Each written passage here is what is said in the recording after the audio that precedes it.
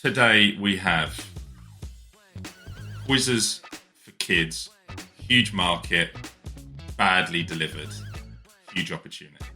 We have canal boats. No idea about this one, but I'm sure Rich has got a great idea. And then we have probably the most boring, turgid industry that I've ever brought to this podcast, but one where I think there's a $500,000 to $1 million SaaS business just waiting to be built. And Rich, I'm keen to hear how quickly that business could be built. And that is the exciting market of school trip risk assessments. And as an ex-teacher who probably did, I must have done double-digit school trips. And I remember what it was like, clawing your own eyes out, having to do a risk assessment. I hated them. So definitely interested in that one, Doug. Before we came online, we were talking about podcast delivery. Tell me what you think about this analogy. So I've been watching the tennis documentary on Netflix. I really don't envy those guys playing on that international tour, moving around different places. They're all, it strikes me, pretty racked with anxiety, racked with self-doubt. And when they get on that court, the ones that do well can just get in the right frame of mind, where it's like intense, but relaxed. So it's not too relaxed. If you dial that way, you're not hitting shots. If it's too intense, you get twitchy. I think doing a podcast is very similar. You got to have tempo. You got to be focused on what you're doing. You can't overthink it and be too tense. Otherwise you lose that kind of relaxed feeling. The people that do it well make it look easy. But what do you think of that analogy? Garbage? Anything to it? I mean, one is a high intensity in front of a crowd sport. But look, I think the interesting thing that I've found is that we both spend our times on meetings, right? We spend our time on this scenario the whole time. And I think what I found challenging about doing this is being assured enough in what we're talking about, but aware enough of how we've got to direct stuff. And I think that's the challenge. It's like you're in it and you're present and you're really thinking, but you're also mindful of how to move a conversation so it doesn't go completely shit and boring. But you've got to be on but not on. So yeah, I guess I agree with you, Doug. There you go. And if this goes well, you're doing this in front of way more people than Wimbledon Centre Court. So who would you be if you were a tennis player? Just as a question. Do you mean who would I want to be, or who do I think I'm more like? Yeah. Or who do you look up to? I mean, I see you as a Greg Rosetsky. He's a real grifter, isn't he, Rosetsky? Yeah, he was a big left-hand serve.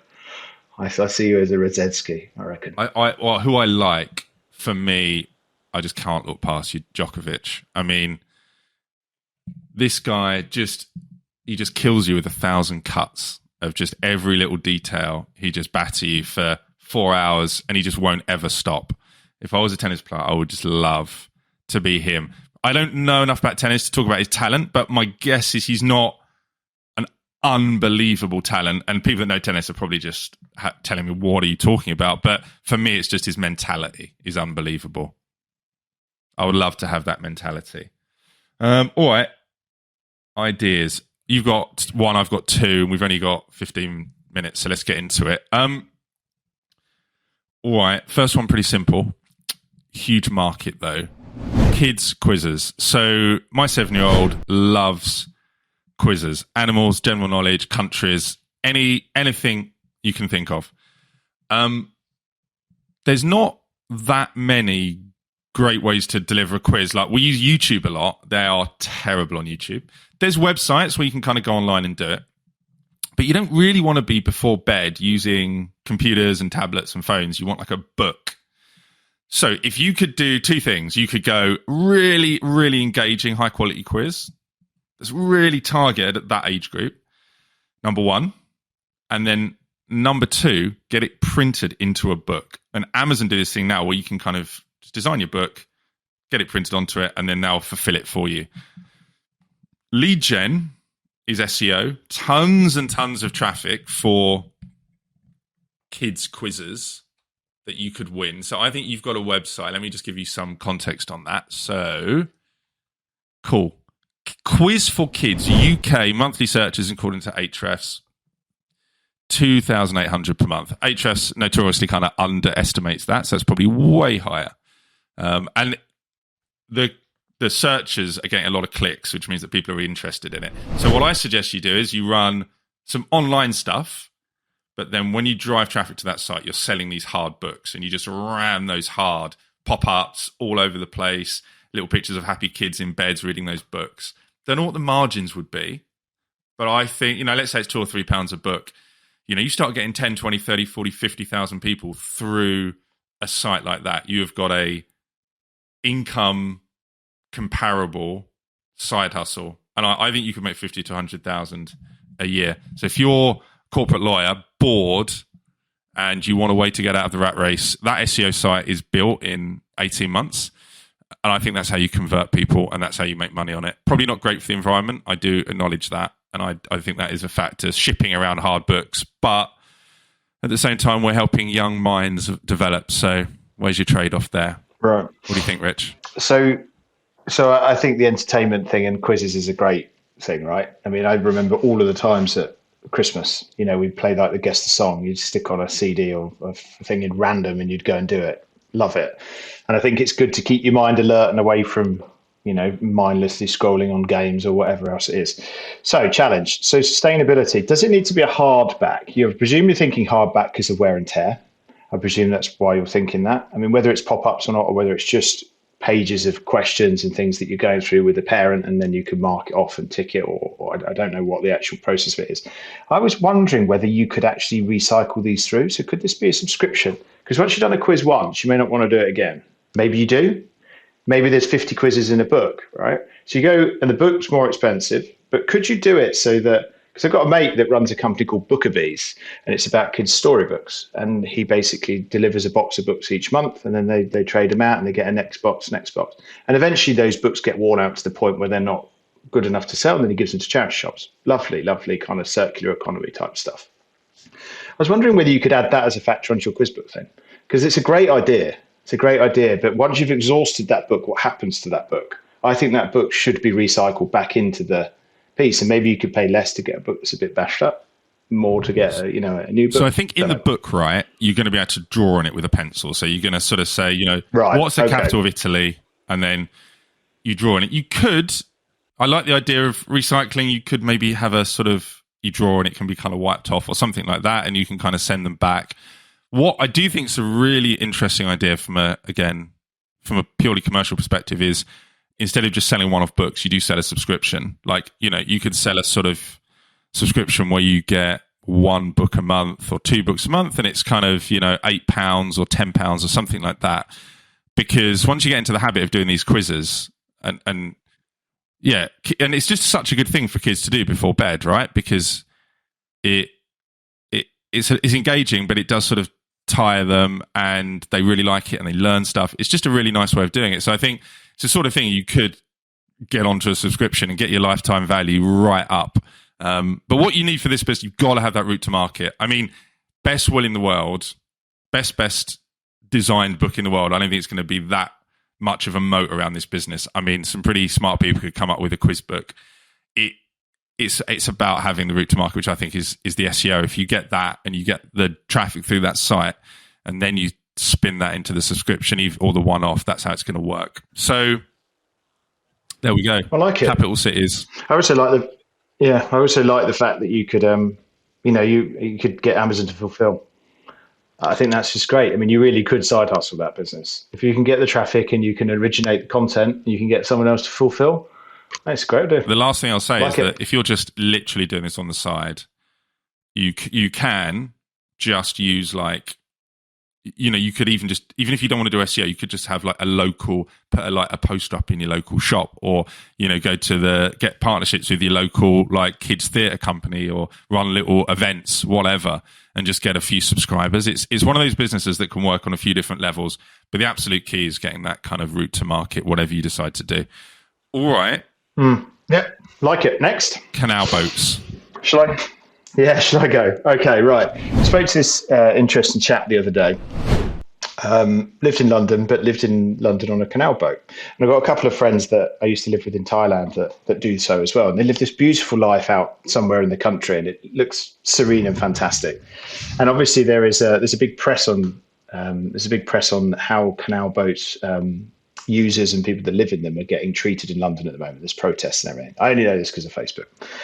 And then I asked him, I said, so you haven't got a permanent mooring. What do you do? He goes, yeah, well, we have to travel 20 miles across London each. I can't remember exactly what period it was, but he has to basically move across London to not have a permanent mooring because that's how they keep the waterways moving. And I said, well, how do you know where you're going to end up? He goes, well, we don't. It's just first come, first serve. I was like, oh, well, that's a challenge, which means you could end up in St. Catherine's Dock, or you could end up in Deptford, or you could end up wherever the canals run across. I was like, is that a major problem? Don't know, maybe it is. But there's no visibility. So immediately I was like, well, Christ, there's got to be a way to understand supply and demand from where these spots are, reserve those spots, get into those spots. I thought, okay, well, canal boats, super niche. So there's probably nothing really there. And I thought, well, what other market could there be where you essentially need to go and park? A little bit like when you rock up with Ringo and you pay with Ringo. That's taking care of the actual purchasing place, but you don't still getting visibility on parking spaces is next to impossible because of the volume, right? And there is enough volume, and maybe there's enough volume within inside canal boats. Then it got me thinking about a time when we spoke to this really interesting founder who wanted to do this for marine ports. So think Monaco, or think down in the French Riviera. And he was saying that how it currently works is that you phone up when you're in range, and then I hope this isn't going to cause too much controversy. Whoever pays the most gets the spot. Okay, so and it's a little bit backhand, to the people that are running the marina, and it's a little bit who type thing.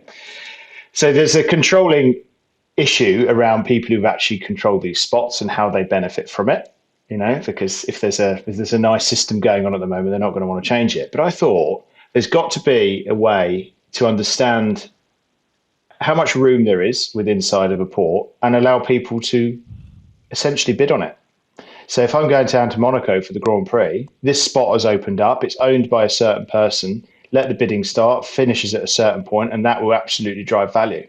And then you just rock up, your space is there, and you've paid a premium, the port get it, the owner gets it, everybody's happy. But you've suddenly got, rather than, have you got a space here, phoning up your mate, it's like, whoosh, this is the market.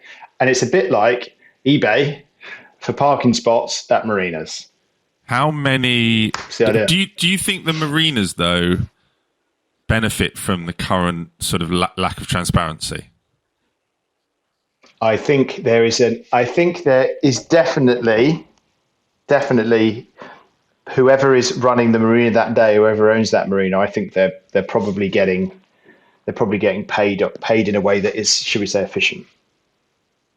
So they might end up being able to make more money by the current system versus having a more transparent system.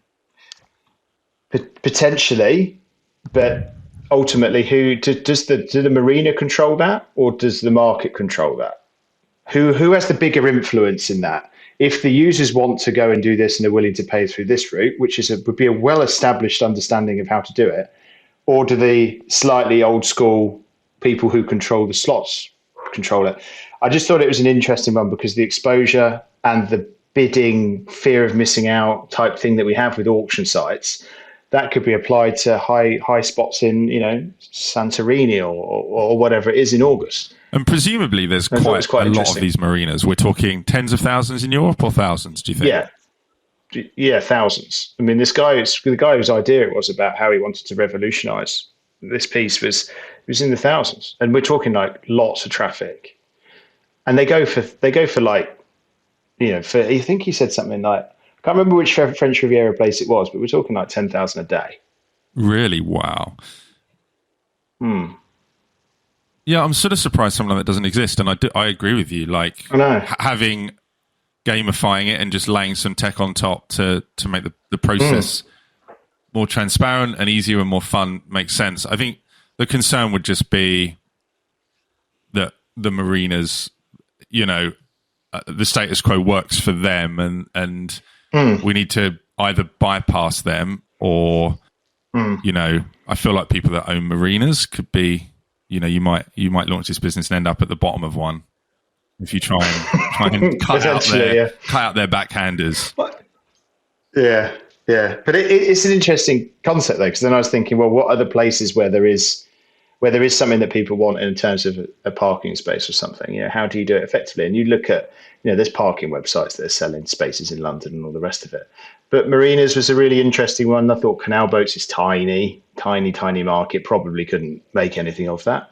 But it's the same concept, and I just thought it's quite interesting to think, well, it starts with parking, then it goes to canal boats, and then it goes to marinas. Where else could it potentially go? Where it's not a huge business, but a potentially a good business that throws off a bit of cash, and you know, it's not going to get acquired by anybody, but could be a really good business. And Ben Blomley would always say, when you've got your product, either the product's got to get better, you've got to sell it better, or you've got to find a better market. I think he'd enjoy taking a concept and putting it in $10,000 a day marina berths for super yachts versus little canal boats in Deptford. I think he'd enjoy taking the tech and putting it there. All right, from Monaco to the most turgid business sector that I brought here. So I went on a school trip yesterday, with like 37-year-olds, and 37-year-olds or 37-year-olds, a very niche kind of late 30s group of people. The parents were probably in the late 30s, but the 7-year-olds were 30 of them. So it reminded me when I used to be a teacher and we used to put together these school trip forms, which were just a ludicrous amount of bureaucracy. And actually, this form that I saw yesterday it just reeked of bureaucracy. There was a policy for a missing child policy, which is fair enough. You do have to have one, but it just stunk of bureaucracy. I don't think you follow the steps on that. The second thing is it had just ludicrous things like, you know, be aware of the undulations in the pavement, you know. So anyway, putting together trip forms, as you know, massive hassle. I was chatting to one of the other parents and we were like, oh, they just do the same trip every year, don't they? They literally just do, you know, they go to the same toy museum or whatever every year. And this other parent was like, yeah, it's probably because they can't be bothered to put together a whole new risk assessment for the trip, which I thought was right because, as we know, it's a massive hassle. So, also it's important. You get that wrong, you do lose a child, and that must happen from time to time, or something bad happens. And like kids break their arms and stuff all the time. People are looking at those risk assessments, so they do matter, as absurd as they are. AI-driven risk assessment, where you can just come into a nice interface and you can just say venue, kids, age, medical conditions, and then the AI will probably ask you a couple of prompts. And then what it will be able to do is it will be able to look at there's like a whole body, the OEAP, that has all these regulations for school trips. So all the kind of compliance guidelines, it can just suck all of that in. It can suck in the venue and any risks associated with the venue. And then it can suck in all of the risks with your kid. You know, one kid's got, you know, diabetes or whatever the issues are. And it can just create a highly specified, detailed risk assessment for that trip. And it's going to, I think AI can do that now. If you just if you get the prompts right, if you set up the information and where it's going to collect that information, you set that up right, I think it can collect that information pretty quickly and pretty easily. And then you take a job that was a cut and paste, awkward 2-hour job into a 2-minute job or a 5-minute job. And then you do that across a whole school, hundreds of trips in a secondary school, the amount of hours and time saved. And then you just wrap that into a small monthly subscription. Like, I'm not saying this is going to be the next Instagram. This is not unicorn material. But I do think I could see you having this in 500 schools. You know, I could see each school paying a few £100s a year. And I could see that software being made quickly. And that's what I want to ask you in a second. The final thing I'll say is route to market is clear. SEO, yes, there's traffic for these things. Not a ton, but you would get some traffic through SEO and maybe paid. And I think paid would be worth it for the lifetime value. and then just outreach to schools, because you can, the thing about that is you can go in anywhere. You can go to the head who's worried about this. You can go to every single teacher in that school that could be running a trip for their department. So you've got a lot of routes in, whereas when I've tried to sell into schools, I've really had, it's like the business manager, that one person, and boom, you're in trouble. Here you can sell to all 60 staff members in that school. Just one of them has to go, oh, that looks quite good. And then boom, you've got a business that's doing a few $100,000 a year. It's probably worth $1 million. I think you could get that into those schools in a year or two. I think you could build it pretty quickly. But that's, I think, where you come in, Rich. How quickly can we build that? How easy is that? It's easy. Pretty quick. Yeah, I mean, you've got to get the information right. AI can only pull together from what it knows. So bringing together all the information that it allows it to construct a report for those potential circumstances. That's your challenge, because I doubt any of that is readily available. It might be. I don't know. There might be something. But I think if you can overcome that, which I think you could overcome, then you've just got to have the engine to be able to crawl it and present it. And I think it's a great idea. These things are so painful, and they are a massive time suck. Never mind just being painful. These things take hours and hours of a teacher's evening or a teacher's day. And also they get things wrong and they miss things out, and then they get an absolute slap on the wrist if something happens. So there's a risk element to it.